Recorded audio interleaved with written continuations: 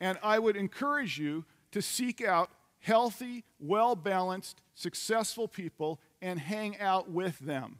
You will find that it will change your life. The outcomes in your life will change because of who you hang out with. This is really interesting because I talk all the time, to our staff and talk to them about their children, and everybody knows that it's important who your kids play with, right? But somehow we forget that as adults, the same rule applies.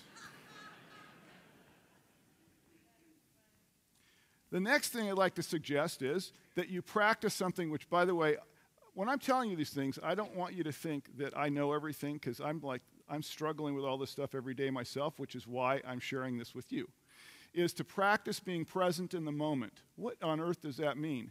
That means this: when you're with your children, be with your children. When you're playing, play. But when you're working, work. I see so many people, they're at work talking about what they're going to do this weekend, what's going on, all this stuff. They just don't want to focus on work. And when they're at home, they're not paying attention to their children because they're worried about what's going on at work. And to the extent possible that you can focus on what on earth is going on at every moment in time in your life, it will transform your ability to achieve the outcomes that you want. The next exercise I'd like to suggest has to do with clearly written, focused goals. There's a simple exercise. You can find it in a book by Dr. Daniel Amen, Better Brain, Better Body, that was just published. And this is called the one-page miracle. All you do is this: you take a single sheet of paper,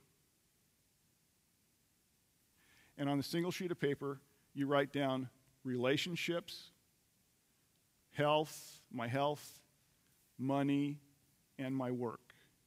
And you write down in simple terms what your goals are in each and every one of those areas of your life. And you take that simple piece of paper and you put it on your refrigerator, or you put it on your mirror, and you look at it every day to help inform you, remind you of what's important in your life, and help reframe your day. And lastly, another exercise which I'm going to be discussing in a book that I'll be publishing in a couple months, which is the development of a model for your perfect day.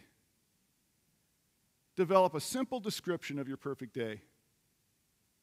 Whatever that might be. Everybody's unique. Everybody has their own perfect day. What is your perfect day? Is it important to you during your perfect day